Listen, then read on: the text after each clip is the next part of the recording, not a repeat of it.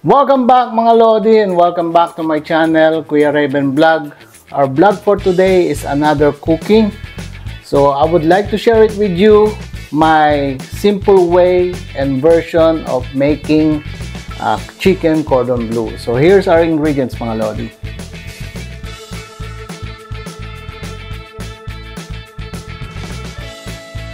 So dito nga mga Lodi, gawa muna tayo ng pangpapahid natin dito sa ating chicken breast. So ito po, meron po akong mayonnaise.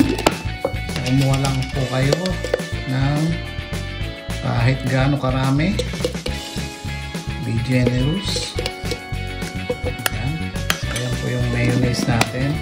Then meron din yung ating honey mustard. So ito po yung ating pampapahid doon sa ating chicken breast. Ito muna yung gawin natin.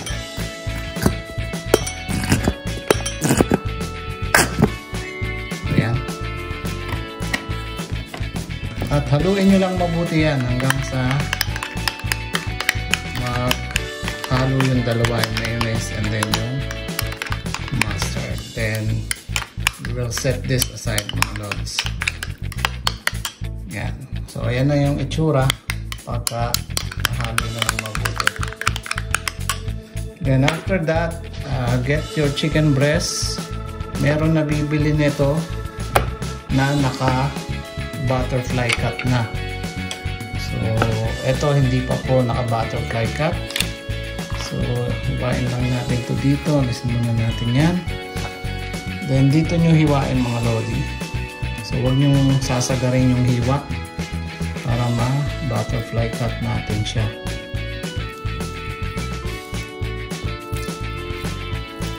Hiwain nyo lang ng hiwain hanggang sa butterfly cut. Yan. So, heart. Naging heart na siya.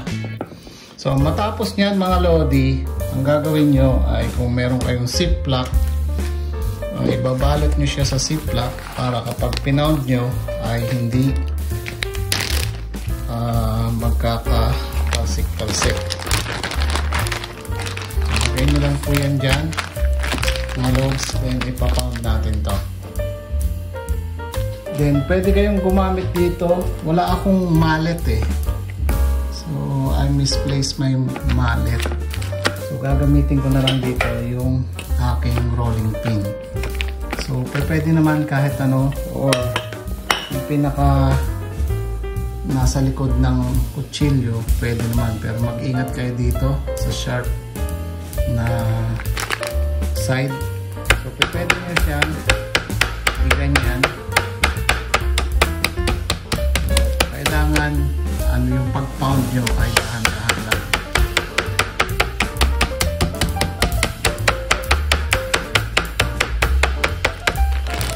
Tapos ikot lang.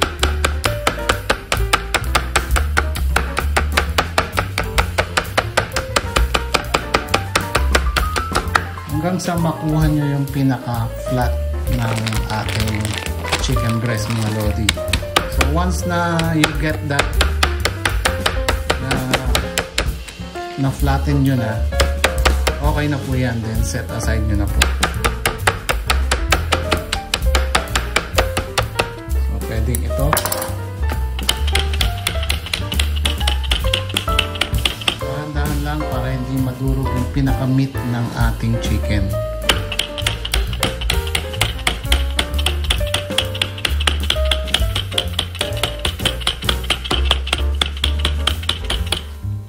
Ayan mga lodi, flat na siya. Then set aside na natin to.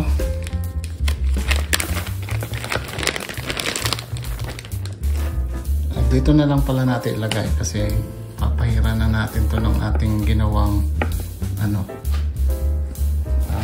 mixture na honey mustard and mayonnaise.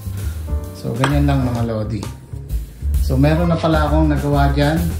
So meron na akong nagawa dito kanina na na-flatten ko na saka butterfly cut na chicken breast. So ito yung gagawin natin na isa-sample sa inyo.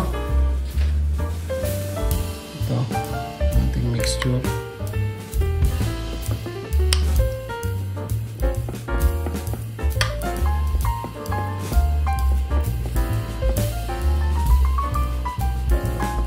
ganyan lang pagkakagawa. Ganyan lang. Then, lagyan nyo siya ng ground black pepper na konti. At konting asin para magkaroon ng lasa ang ating chicken breast. Then, next ay yung ating gulay, spinach. So, naglalagay po ako ng spinach dito. So, parang healthy, half not healthy. So, yan. So, nasa sa inyo na po yan, mga Lodi. This is my version of making this chicken cordon bleu. So, share ko lang sa inyo. Then, meron ako rin dito na yung ating chorizo de Bilbao. So, lalagyan ko rin siya niyan. Then, ilagay na natin dito yung ating itong mozzarella cheese. So, kahit anong cheese pwede kayong maglagay. So, yan. Then, meron din tayo dito na American cheese. Pwede kayong gumamit ng Swiss cheese or anything na available sa inyong bahay, mga Lodi. So, hindi na kayong bumili. Kung ano lang yung meron kayong available, mga Lods. So, yan. So, lalagay ko lang siya dito. Yan. At lalagyan rin natin to ng meron pa ako natirang kikiam dito, mga Lodi. So, lagyan natin yan. So, kahit ano naman pwede nyo ilagay dyan, mga Lods. Yan. So, kayo nang bahala. So, gawa na rin kayo ng inyong version. So, madali lang, mga Lods. Then, lalagyan natin siya ng ham.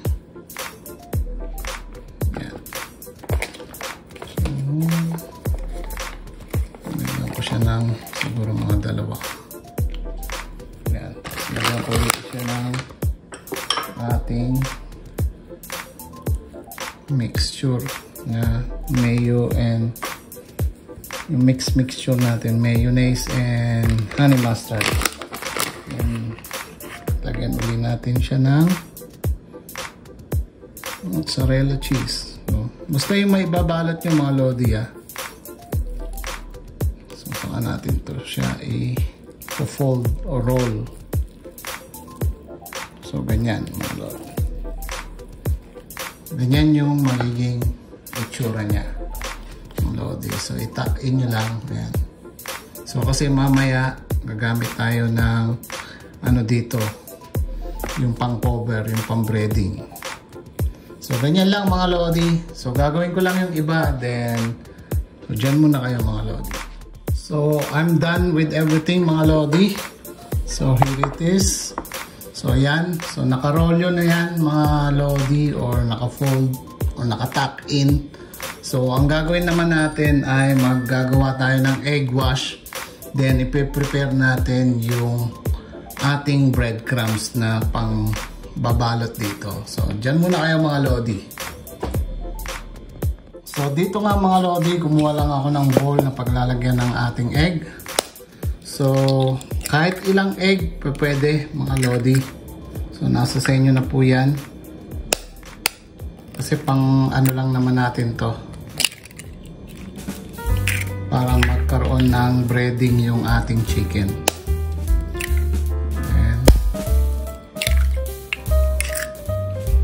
And ibatihin nyo lang to, mga Lodi. Beat nyo.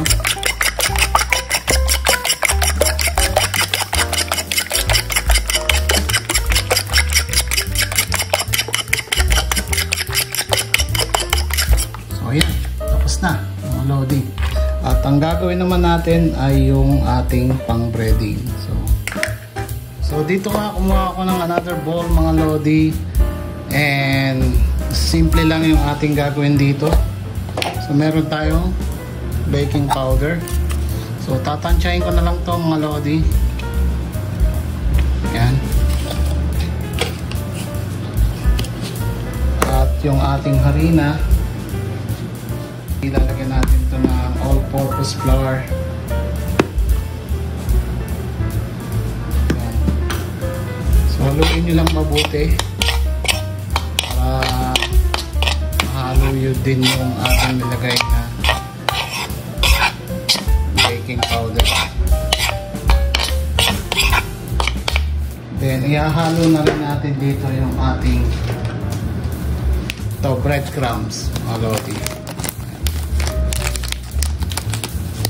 Pwede kayong gumamit ng kahit anong breadcrumbs. So ang gamit ko po dito ay itong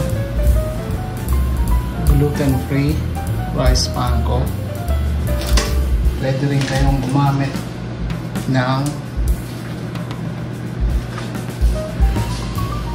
ito, yung plain na panko bread. Ganda natin yan. Kasi mas malalaki yung butil nito eh. So mix nyo lang mabuti, mga lodi.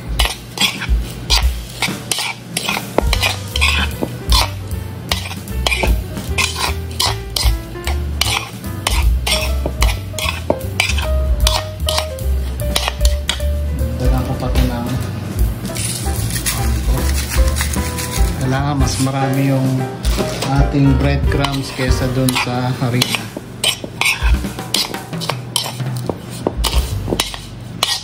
At nung ginagawa po natin to ay meron na akong nakainit na oil para sa pagpiprituhan natin. So diretso na po tayo sa pagpiprito pagkatapos natin tong malagyan ng breading or nung crumbs, mga lodi. So dyan muna kayo, then set ko lang yung ating gagawin, mga lods. Ito na nga, mga lodi, kunin lang natin yung egg wash natin, then ilagay natin tong ating chicken na narolyo. Yan, sausaw nyo lang.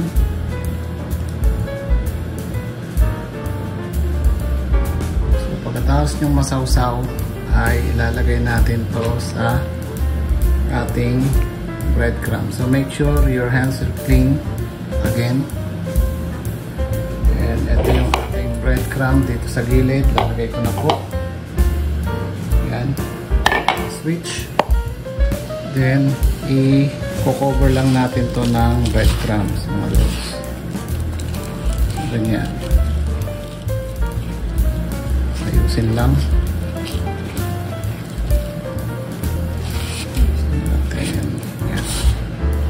So once na babalot nyo na, then set aside again, mga lods. Okay. So magpiprito na tayo, mga lodi. So tapusin ko lang yung isa, then fried na tayo.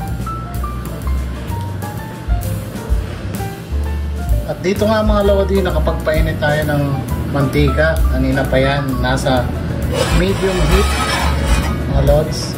Hindi masyadong makita yung apoy, pero nasa medium heat lang po yan. Then kumuha lang ako ng spatula dito. Yan. Para mahawakan. Then i-prepare na po natin itong ating chicken. Ganyan lang, mga lodi. And kumuha uli ako dito sa pang chicken breast.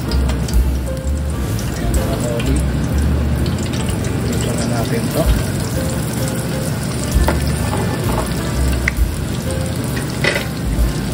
Ganyan lang, mga lodi, hintayin nyo lang.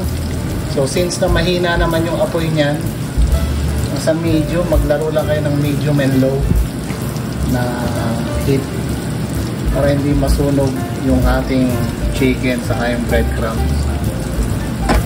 So ganyan lang. Hintayin natin maprito. So at least siguro mga 3 minutes bawat yung side. Diyan muna kayo, mga lodi. So habang hinihintay natin itong maluto, mga lodi, dito tayo sa kabilang side. Yan po, meron na po akong saucepan dyan. Hindi pa po yan nakabukas. At nilagyan ko lang siya ng half a cup na water. para ilagay natin tong, ito po yung gagamitin yung sauce. So depende na po yan kung anong gusto nyong sauce, pero for today and for our vlog, ito po yung gagamitin ko, cream of corn. So i-ano nyo lang po yung direction, sundin nyo lang po para makagawa kayo ng masarap na sauce. Ganyan lang gagawin ko rito. Ito lang lahat yan mga lodi. Then tunawin nyo muna maigi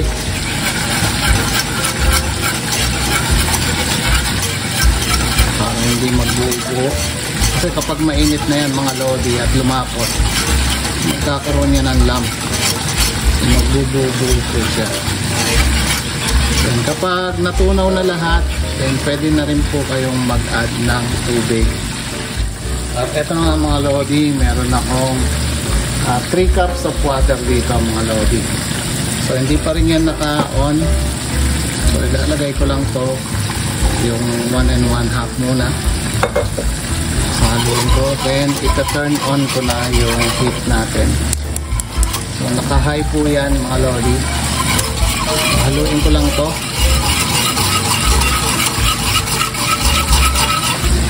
And ilalagay ko na tong ating tubig. And 3 cups of water. Ayan. So hihintayin ko lang itong maluto at maging yung consistency niya ay malapot. So ito na nga mga lodi, hinalo ko na. So parang malapit na siyang maging malapot yung ating sauce. So actually soup siya mga lodi. Yung cream of corn na ginamit ko ay soup. So dinadagdag, bawasan ko lang yung tubig para maging malapot siya na texture o yung consistency niya. Ayan. So hihintayin ko lang din yan mag-bubbles, then lalagyan ko pa siya ng egg. Kasi meron tayong natirang egg wash kanina, so hindi naman yun madumi. Ito po ang ilalagay ko. So ayan, makikita nyo mga lodi, parang umaangat na siya. Then yung natira nating egg wash ay ilalagay ko po siya dyan.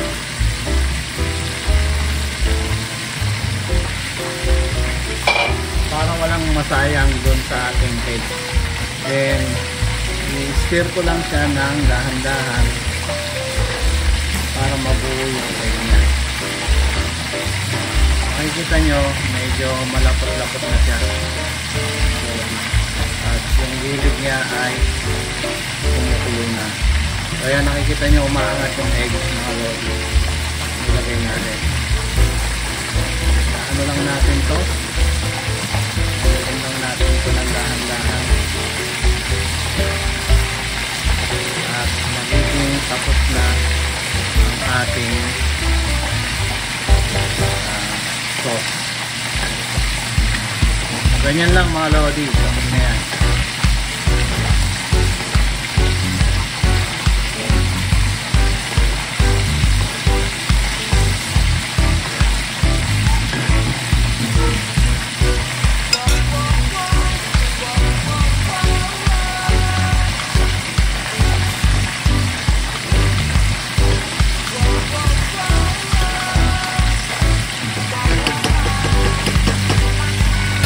Turn off the heat mga lodi.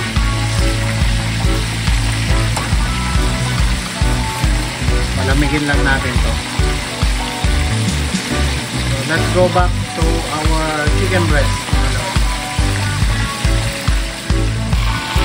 Yan nga mga lodi, meron na akong nalutong dalawa dito. So ito na lang yung gagawin natin presentation dahil malalaki naman to. Kumuha na rin ako ng paglalagyan dahil ilalagay natin to sa oven mga lodi para maluto naman yung pinakaluhod ng ating meat. Nalagay ko lang ito dito sa ating pan. Yan, then ilagay na natin sa oven. So dito sa ating oven, mainit na po yan. Naka 350 mga lodi. Then nilagay na po natin yung nalutong chicken breast. Then maghihintay lang tayo ng 15 minutes mga lodi. So dyan muna kayo mga lodi. Ito pa yung dalawa natin ginagawa. Maluluto na rin yan. So papatayin ko na rin yung apoy niyan mga lodi. Turn off the heat. Ayan. Okay na. Mababayaan na lang natin yan. Ilalagay din natin yan sa oven namin. So 15 minutes yung nailagay natin dun sa ating oven mga lodi. So maghintay lang tayo ng 15 minutes. Ayan yung chicken breast natin. Then gawa na rin yung sauce. Mamaya-maya lang. Mag-plating na tayo mga lodi. So ayan na nga mga lodi. After 15 minutes kukunin na natin yung ating chicken breast. So mag-ingat po kayo dahil mainit yan. Yan. Then i-rest natin siya dito. So eto na nga mga lodi, medyo malamig-lamig na siya. So nakapaghugas na tayo ng kamay. So hihiwain na natin to mga lodi. Yan, ito ko sa inyo.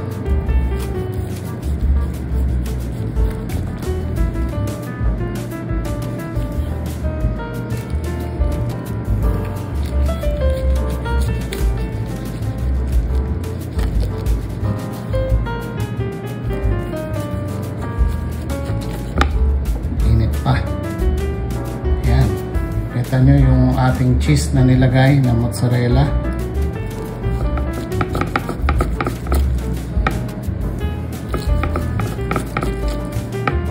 So ito po yung kanyang loob mga lodi. Yan. Tingnan natin ng close up mga lodi. Ito po yung close up niya mga lodi. So ayan yung loob niya. Nakikita nyo. Yun. At ihiwain natin itong isa din para mailagay na natin siya sa presentation plate. So ito na mga lodi yung paglalagyan natin at ilalagyan natin yan ng sauce yung niluto natin kanina. So ito po. So lagyan natin yung pinakailalim niya para mamaya paglagay ng ating chicken ay mag-stay.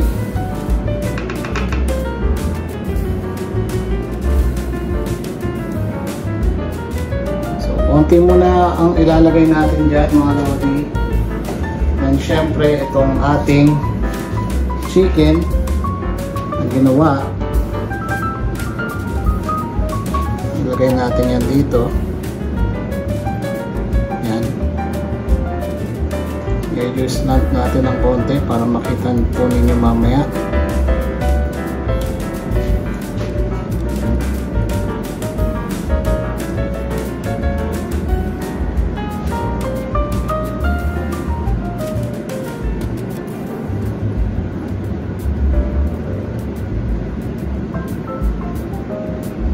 Yung mga malalaki makita ninyo.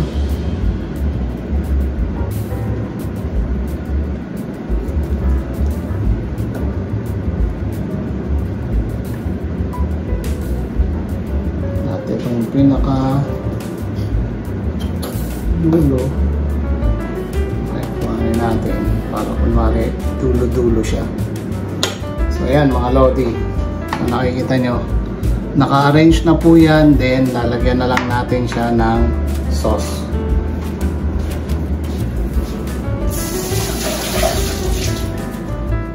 So yan mga lodi, dito lalagyan na natin siya ng sauce. Ito yung ginawa nating sauce mga lods.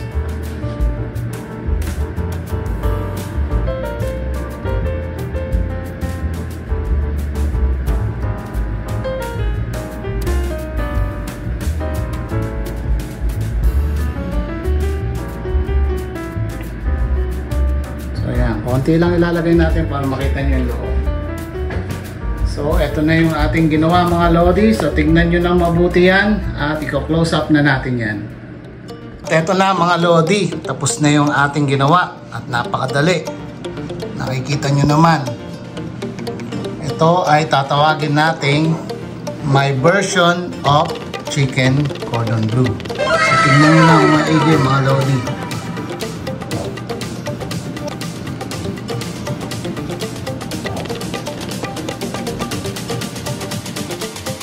So, eto na nga mga lodi, tapos na yung ating ginawa. So, ibig sabihin, tikiman na. So, tikman natin yung ating ginawa dito.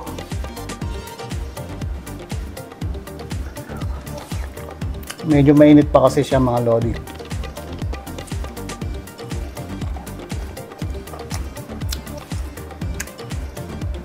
So, yung breadcrumbs niya mga lodi ay crispy pa rin. Sana naririnig nyo.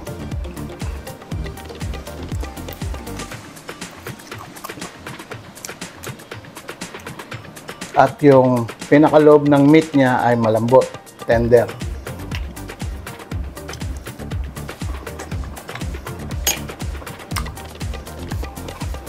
Okay na okay. At dito na nga nagtatapos ang ating vlog for today na making my version of chicken cordon bleu. Nakita nyo naman mga lodi, napakadali lang. So yung sauce natin, any kind of sauce na meron kayo, gravy, cream of mushroom, cream of asparagus, kung ano man yung available nyo dyan, pwede nyo pong gamitin dito sa ating ginawang chicken cordon bleu. So ito po yung version ko. Marami pong version dyan. Pwede nyo pong lagyan sa loob ng kung ano-ano. Choice nyo po ang paggawa ng chicken cordon bleu. Napaka-easy lang. Isang balutan lang, then prito, bake, then serve. Siguradong magugustuhan ng mga anak nyo or mga chikiting dyan sa inyong bahay mga lodi. Maraming salamat uli. At kung hindi ka pa po subscribe sa ating channel, kindly subscribe dito sa aking channel na Kuya Raven Vlog. And of course, paki-like na rin, paki-share ang ating video sa mga kamag-anakan, pamilya, at kung ano-ano pa. At maraming salamat po uli sa inyo sa pagtangkilik ng aking video. And don't forget to click the notification bell para lagi rin kayong updated sa mga binablog natin kung ano man po yun. Then of course, kung meron kayong mga katanungan or suggestion, comment down below dyan sa ating description box. Maraming salamat uli. At again, luto na kayo. Chicken cordon bleu. So make your own version mga lodi. So paalam. Hanggang sa susunod mga lods.